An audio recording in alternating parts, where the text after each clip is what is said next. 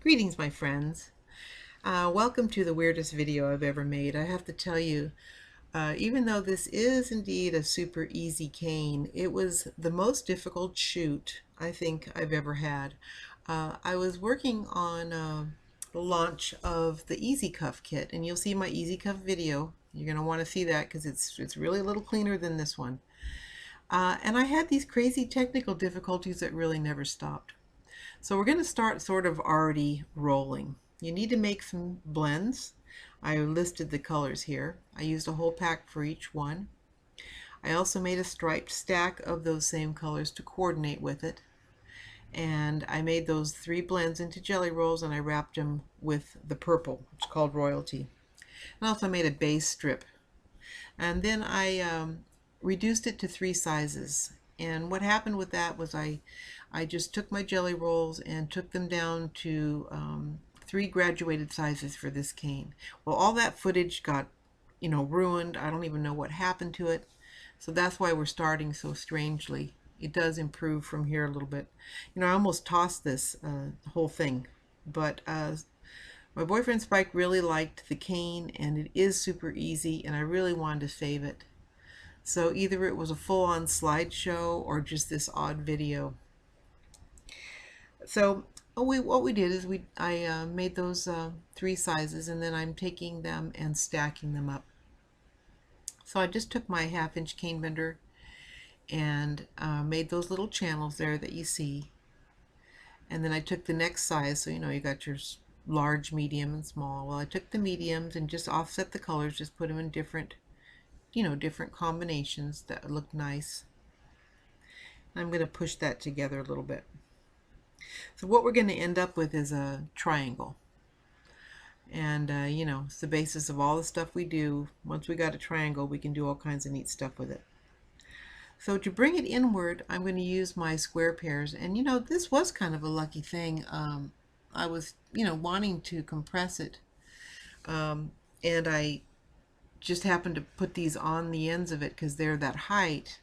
And it really was easy. I really like the way it works. So if you need to compress some stuff, like your blocks of blended material and the different things you end up with, it really works to use your square pairs for that. So that was kind of a lucky break. It's kind of accidental. So anyway, I did take my 1-inch square pairs, brought it in, and I'm going to make channels in this now with the next size cane bender to drop those small jelly rolls in. So that's why this is easy. There's just nothing really to it. If you don't have any of these tools, use what you have on hand and kind of mix and match stuff. I used to use pens and wooden dowels and stuff like that before I found myself a lucite supplier, so don't worry about it. You can make this cane with things that you find in your studio. I think you'll really enjoy it. I think it would be beautiful in your own color palette. But these 3 colors I use over and over again. They're just really pretty. That purple is called Royalty, and the blue is called Lagoon, and the pink is called Turnip. And they're just mixed, with white to make a simple Skinner blend.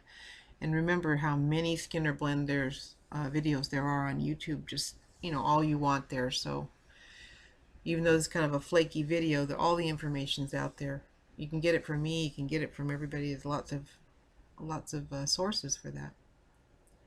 So I'm taking my little bitty reduced jelly rolls, and I'm making them fit in those little channels. And as far as construction goes, you're done. Now we're just going to shape it, because you've got these 3 original blended jelly rolls that you reduced and flattened, and that's it. There's no other parts to this, and it turns out really cool. I'll take off my square pairs and start to bring it in. Pinch it in nice and evenly as you can. Eventually you end up with one of these. It's just a triangle. I'll reduce that down and cut it in half. Match it up. What's really cool about this is if you wanted to make it into a hexagon or something, you could do that, but it's just so much easier to just make it into a square, and it makes a really pretty design. So I match that up, and now I'm just pushing it into a square. You'll see how you can do that, and I have videos on that too, but it's really intuitive. So now that you got a square, you can cut it in 4 pieces and put it together. I ended up flattening this into a rectangle so that it would go straight onto, my strip, my regular solid color strip that I used for the bracelet base. This bracelet has the stripes on one side and the cane on the other side, so you only have to use just one thickness of your base color, in this case purple. So that's the cane. So I flattened it out into a rectangle, and you lay out your strips on a number 1 or thickest setting. I just put my material on the sides and put my template on there and cut it out. That one I pinched, see, on the edges to make it more oval, more round shaped, and this is how you take them off. You just pop them off. There isn't any trick to it. You just loosen them. You can kind of feel it crack a little bit. It's not cracking the bracelet, it's just breaking the suction, and it just comes right out and you got a bracelet. So that's the cane. And then if you haven't seen the Easy Cuffs video, it's just, it just tells you that that the cuff forms, the aluminum cuff forms, come in 3 sizes that match the templates. And you make your material, you cut your strips, and you put it on there, and it fits, thank goodness. And you bake it up, and you're done. So thanks for stopping by. See you next time. Bye bye.